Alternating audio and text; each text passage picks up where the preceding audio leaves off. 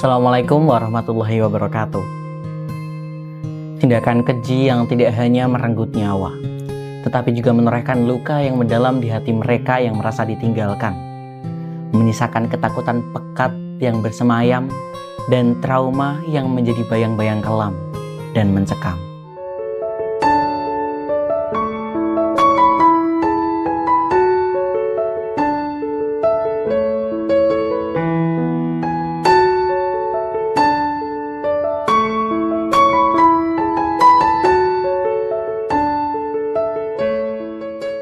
Pembunuhan adalah tindak kriminal penghilangan nyawa seseorang secara paksa dengan berbagai cara. Pembunuhan juga membawa dampak destruktif atau dampak yang merusak terhadap semua hal.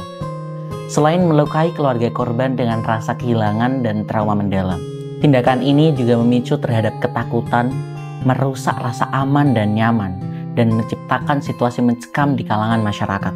Selain berdampak pada sosial dan psikologis, pembunuhan juga membawa konsekuensi spiritual yang amat berat.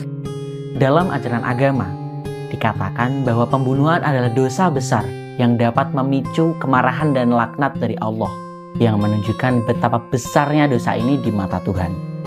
Bahkan, pelaku pembunuhan mendapat ancaman tidak dapat mencium bau surga, menjadi simbol betapa ia sudah terlampau jauh dari rahmat dan pengampunan.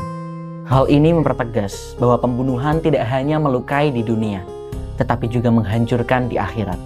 Kasus pembunuhan memang marak terjadi di Indonesia, dan kami telah siapkan beberapa contoh untuk menjadi pelajaran bahwa pembunuhan hanya membawa dampak yang merusak. Kasus pembunuhan dan mutilasi perempuan yang ditemukan tanpa kepala di dalam karung di Muara Baru, Jakarta Utara. Hanya karena sakit hati, pelaku tega mencekik korban hingga tewas. Polisi menangkap pelaku berinisial FF, pembunuh perempuan yang jasadnya ditemukan dalam karung di dermaga Muara Baru, Penjaringan, Jakarta Utara. Pelaku sempat melawan polisi saat ditangkap di rumahnya. Kemudian Daniel, pelaku pembunuhan perempuan yang kemudian jasadnya disembunyikan di dalam lemari. Daniel melakukan tindakan keji ini hanya karena tergiur dengan harta korban. Polresta Jambi menetapkan satu tersangka baru dalam kasus pembunuhan perempuan yang mayatnya disimpan dalam lemari di kamar indekos. Tersangka baru itu seorang perempuan berinisial S yang merupakan kekasih dari Daniel Sihombing, tersangka utama. Ditetapkannya S sebagai tersangka baru karena terlibat dan berperan menyimpan barang hasil curian tersangka Daniel. Dan terakhir adalah gadis bernama Nia Kurniasari yang menjadi korban pembunuhan dan ruda paksa oleh pemuda pecandu narkoba di Padang Pariaman, Sumatera Barat. Melihat sekali lagi secara langsung Indra Septiarman, pembunuh Nia Kurniasari, adalah hal yang dinantikan warga Kayu Tanam, Padang Pariaman, Sumatera Barat. Tak heran dalam rekonstruksi ini, polisi melakukan penjagaan ketat terhadap si pembunuh agar reka ulang adegan dalam proses rekonstruksi berjalan kondusif. Dari beberapa contoh yang telah ditampilkan, sepatutnya kita merasa resah, bukan? Maka dari itu, mari kita simak penjelasan tentang bahayanya pembunuhan di kitab As-Sifatul Matsmumah bersama Abah Yai Taufikul Hakim, pencetus metode Amsilati, serta pengasuh Pondok Pesantren Darul Falah Amsilati Bangsri, Jepara, Jawa Tengah.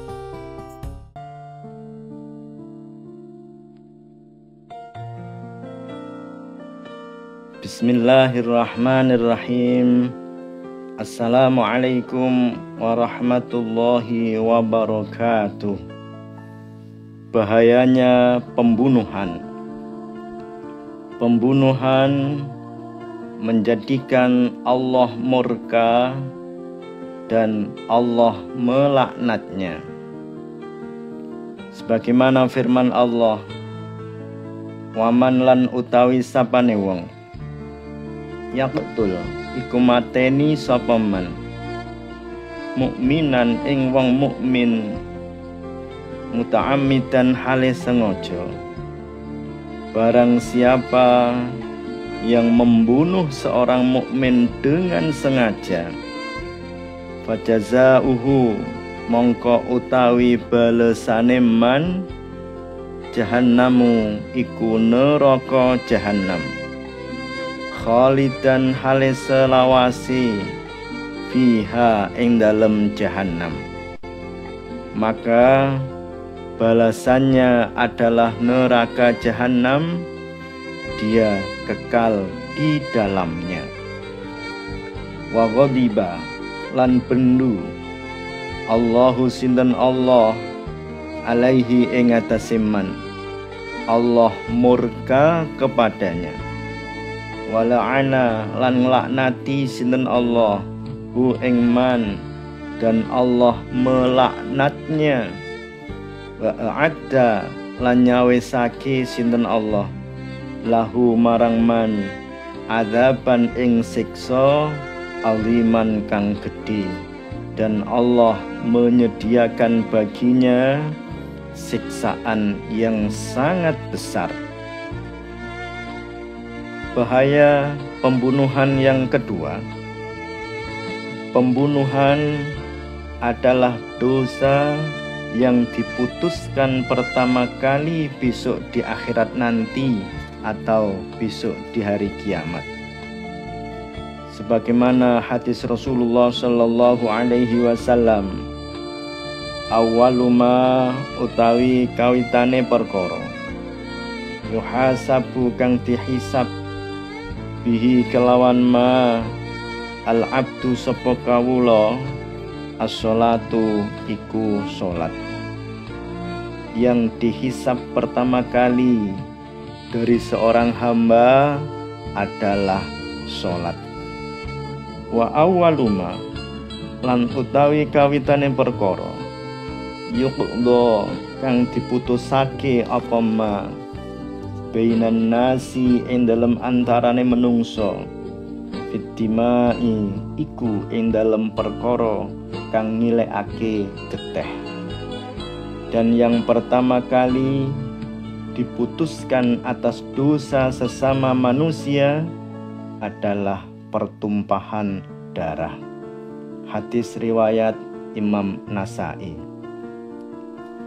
Bahaya pembunuhan yang nomor 3. Membunuh orang lain seakan-akan membunuh manusia seluruhnya. Sebagaimana Allah berfirman dalam surah Al-Maidah ayat 32.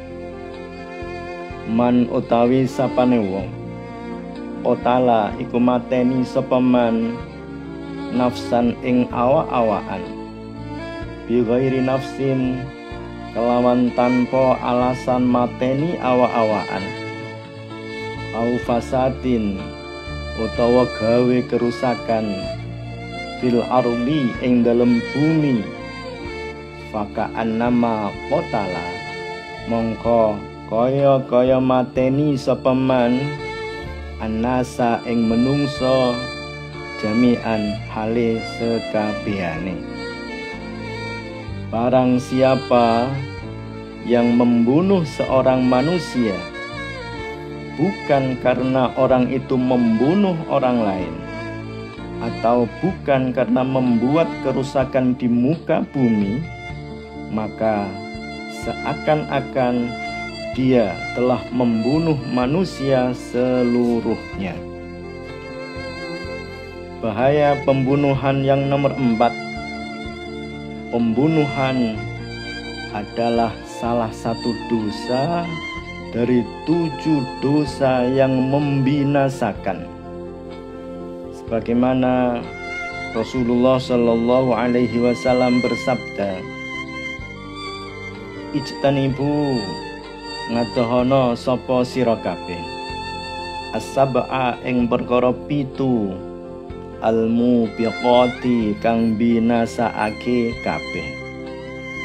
Qalu padha takon sapa sahabat, ya Rasulullah, wahai Rasulullah, wa malan iku apa? Guna utawi perkara 7. Sabda Rasulullah, jauhilah 7 dosa yang membinasakan. Maka para sahabat bertanya, wahai Rasulullah, apakah itu? Qala, jawab sinten Rasulullah, asyirku utawi perkara pitu iku syirik billahi kelawan Allah. Perkara 7 itu yang pertama adalah menyekutukan Allah. Wasihru lan sihir. Yang kedua adalah sihir. Wa qatlun nafsi lan mateni awa-awaan. Allati harrama kang wis ngaramake Allahu sinten Allah illa bil haqqi kejaba kelawan hak. Yang ketiga, membunuh jiwa yang Allah haramkan kecuali dengan hak. Wa aklu riba lan mangan bondo riba. Yang keempat, memakan riba. Wa aklu malil yatimi lan mangan bondone anak yatim. Memakan harta anak yatim. Wa tawalli lan mengo yaumaz zahfi ing dalem dinane kecamuke perang. Yang nomor 6 adalah berpaling dari perang yang sedang berkecamuk. Wa qadful muhsanati lan nuduh zina marang pira-pira wadon merdeka kang jaga keperawirane, jaga kehormatane. Al mukminati kang iman kabeh, al ghafilati tur pira-pira wanita kang ora nyadari dituduh zina. Yang nomor 7, menuduh zina terhadap wanita-wanita merdeka yang menjaga kehormatan, yang beriman dan yang tidak menyadari bahwa mereka dituduh zina. Hadis riwayat Imam Bukhari Muslim. Bahaya pembunuhan yang nomor 5. Pembunuhan yang tidak dibenarkan menjadikan pelakunya tidak akan pernah mencium baunya surga. Sebagaimana hadis Rasulullah Shallallahu Alaihi Wasallam, man utawi sapane wong qotala iku mateni sapa man muahadan ing wong kafir muahad, lam yarih mongko ora ngambu sapa man raihatal jannati ing ambune swarga. Barang siapa yang membunuh orang kafir yang memiliki perjanjian perlindungan, maka dia tidak akan mencium wanginya surga. Wa inna rihaha lan sak temene ambune swarga tu jadu iku ditemu apa rih min masirati arba'ina saking jarak 40 aman apane taune. Sungguh wangi surga itu tercium sejauh jarak 40 tahun. Hadis riwayat Imam Bukhari Muslim. Wassalamualaikum warahmatullahi wabarakatuh.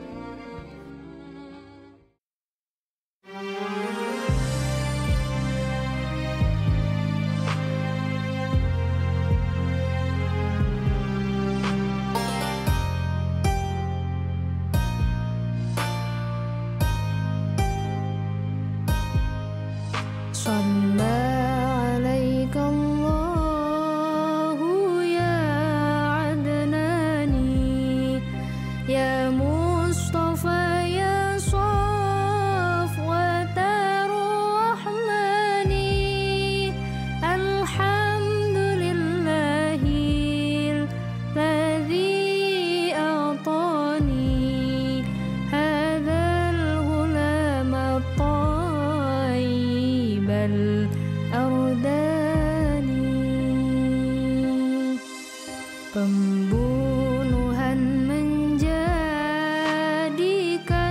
murka Allah. Pembunuhan mendatangkan laknat Allah.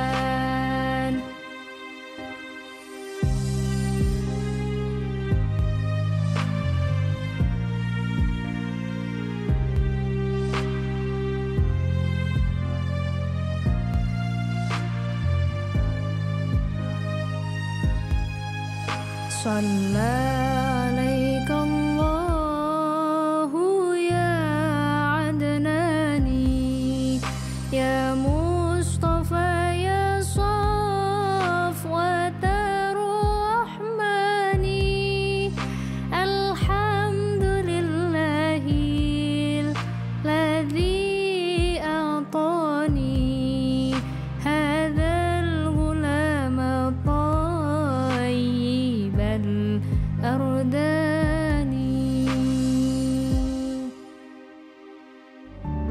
Demikian penjelasan mengenai bahayanya pembunuhan oleh Abah Yai Taufikul Hakim di kitab As-Sifatul Mazmumah. Tetap buka mata selebar-lebarnya karena masalah akan semakin merambah dan solusi harus terus digali. Terima kasih. Saya Muhammad Zulfikar Ali Zamzami. Wassalamualaikum warahmatullahi wabarakatuh. Metode pembelajaran kitab As-Sifatul Mazmumah. Yang pertama, murid beserta guru membaca satu judul syair sebelum memulai pelajaran. Bismillahirrahmanirrahim. Menghina mengakibatkan kefasikan, menjadikan tak sempurna keislaman, dicap pendusta mendapat besar dosa, menghina mendapatkan pedihnya siksa. Kemudian, guru memulai kegiatan belajar mengajar seperti biasa dan diakhiri dengan pembacaan satu judul syair lanjutan. Dan untuk kaidah beserta dalilnya bisa dibaca secara mandiri. Bismillahirrahmanirrahim. Ngolo-ngolo dadekake kefasikan, dadekake rasa sempurna keislaman, dicap wong kang goroh oleh dosa gedhe, temenan wong kang ina berat siksane. Dengan cara ini, maka metode pembelajaran kitab As-Sifatul Mazmumah tidak akan menambah beban kurikulum madrasah dan dapat masuk ke alam bawah sadar tanpa sadar, yang secara tidak langsung merupakan cara yang efektif untuk merevolusi mental dan menanamkan pendidikan berkarakter pada generasi muda.